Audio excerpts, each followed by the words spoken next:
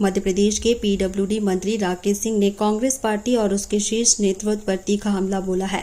उन्होंने मीडिया से बातचीत के दौरान कहा कि कांग्रेस अपनी पुरानी गलतियों और विफलताओं को छुपाने के लिए लगातार बेबुनियाद आरोप लगा रही है और केवल प्रलाप करने में जुटी हुई है। मंत्री राकेश सिंह ने राहुल गांधी के नेतृत्व पर सवाल उठाते हुए कहा कि उनके संरक्षण में आज पूरी कांग्रेस दिशाहीन और भ्रमित हो चुकी है, जिसके कारण वह जनता का विश्वास खो रही है। राकेश सिंह ने इस बात पर गहरी चिंता और नाराजगी जताई है।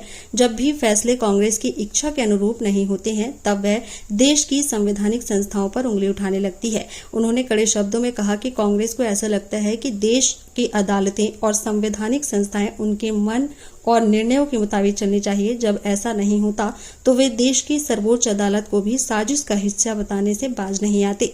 राकेश सिंह ने मांग की है कि ऐसे गंभीर और गैर जिम्मेदाराना बयानों पर सुप्रीम कोर्ट को खुद संज्ञान लेना चाहिए, क्योंकि संवैधानिक संस्थाओं की गरिमा से खिलवाड़ करने की छूट किसी को भी नहीं दी जा सकती।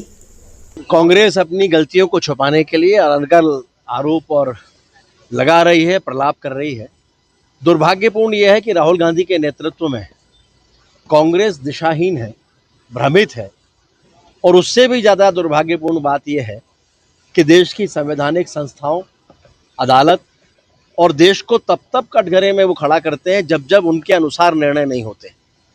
उन्हें ऐसा लगता है कि इस देश की सारी संवैधानिक संस्थाएं उनके मन और उनके निर्णय के अनुसार चलना चाहिए, और इसलिए इस तरह की बातें करते हैं। मैं तो ये मानता हूं कि ऐसे विषयों पर सुप्रीम कोर्ट को भी संज्ञान लेना चाहिए। ये छूट किसी को भी इस तरह से नहीं दी जा सकती कि वो ऐसे आरोप लगाएं और ये कह दें कि सुप्रीम कोर्ट साजिश में शामिल है।